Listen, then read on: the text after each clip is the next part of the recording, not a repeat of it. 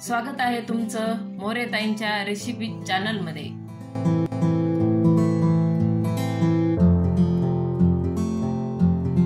चला तर मग व्हिडिओमध्ये पुढे जाण्याआधी बेल आयकॉन दाबून चॅनलला सबस्क्राइब करा आणि सुरू करा मोरेताईंसोबत आजची ही चवदार रेसिपी बनवायला।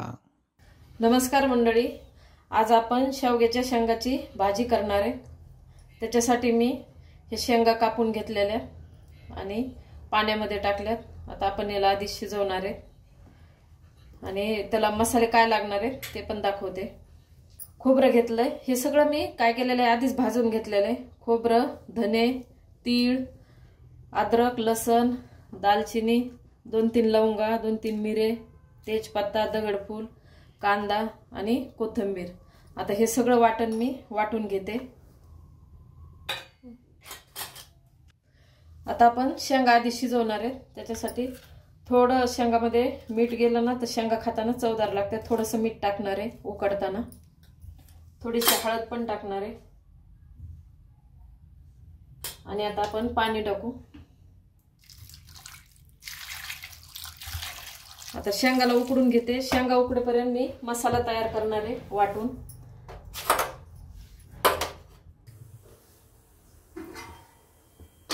आपण आता शेंगा ह्या शिजून घेतलेल्या आणि शेंगा शिजत होत्या तेव्हाच मी मसाला वाटलाय। हे छान असा बारीक मसाला वाटलेला आहे। आधीच भाजून घेतला होता, तुम्हाला दाखवला आणि तो वाटून घेतलेला आहे। आता शेंगा पण अशा थोड्या अजून कच्च्याच पण याच्यात, तर आता आपण फोडणी देऊ का तेव्हा काही राहिलेल्या शिजून जाते। अशा शिजून घेतल्यात। थोडं मीठ टाकलं होतं, कारण मिठाचं पाणी याच्यामध्ये गेलं ना तर शेंग आपण चोखतो का तेव्हा छान चव येते, म्हणून थोडं शिजवताना मीठ किंवा थोडी हळद असं टाकायचं। आणि आता आपण हे काढून घेऊ आणि फोडणी देऊ। आता आपण फोडणी द्यायला तयारी केलेली, कढई ठेवली आहे गॅस पेटून, तेल टाकलंय, तेल गरम झालं। आता अर्धा चमचा मोहरी टाकू। मोहरी टाकल्यावर लगेच आपल्याला मसाला वाटलेला तो टाकायचा। गॅस कमीच आहे, आपण हा सगळा मसाला टाकणार आहे।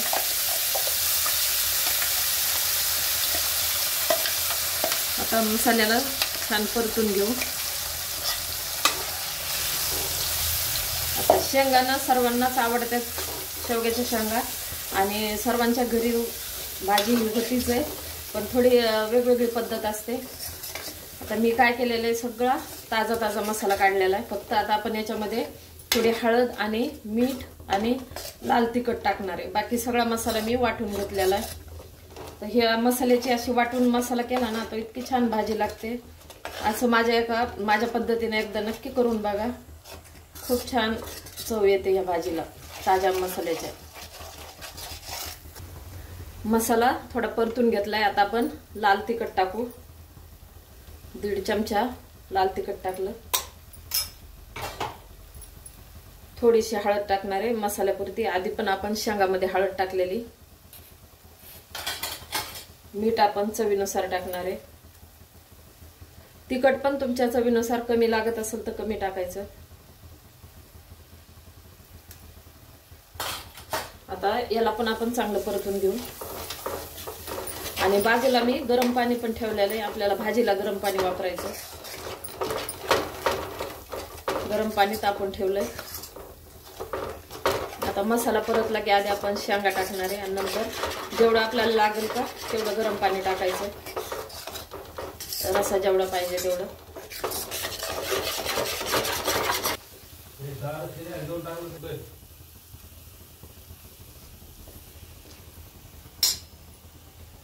मसाला आपला चांगला परतलाय।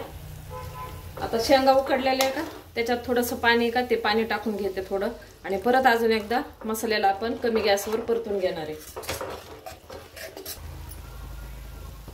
हे पहा, पाणी आपण शेंगाचं पाणी शिजलेलं असते का ते पण टाकलं ह्याच्यात, तर आपला मसाला एकदम छान परतलाय। आपण लाल मिरचीचं तिखट टाकलं, हळद, मीठ आणि वाटलेला मसाला छान झालेला आहे, मस्त वास सुटलाय। आता आपण जे राहिलेले पाणी आणि शेंगा त्या पण याच्यात टाकून देऊ आणि याला पण मिक्स करू, आणि नंतर गरम पाणी आपल्याला जेवढं लागते तेवढं टाकून घ्यायचं। आता छान याला मिक्स करून घेते। छान मिक्स केलंय. थोडीशी कोथिंबीर टाकू. शेंगा पहा किती छान मसाल्यामध्ये मिक्स झालेल्या. इतका सुंदर वास ताज्या मसाल्याचा यायला लागलाय. एकदा अशा पद्धतीनं एकदा नक्की करून बघा आणि मला सांगा की शेवग्याच्या शेंगाची भाजी अशा मसाल्याची कशी झाली येते. आता आपण ना गरम पाणी ठेवलेलं आहे का, ते जेवढं आपल्याला लागेल तेवढं टाकून घ्यायचं. तुम्हाला कसा आता घट पातळ रस्सा पाहिजे का त्याप्रमाणे तुम्ही टाकून घ्या.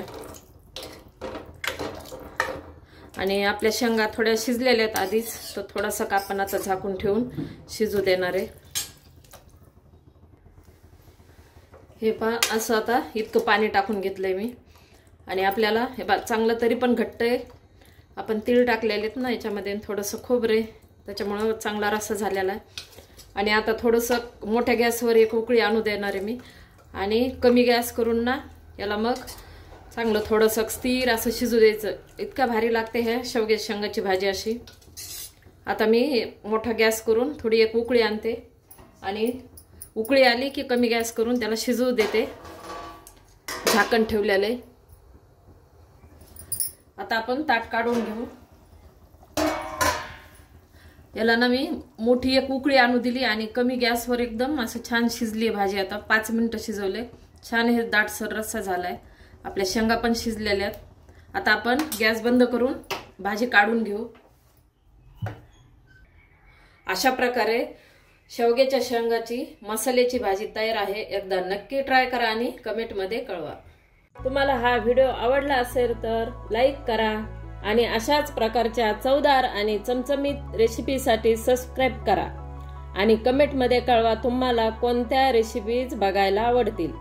पुन्हा भेटूया एका नवीन रेसिपीसह एका नवीन व्हिडिओमध्ये. धन्यवाद.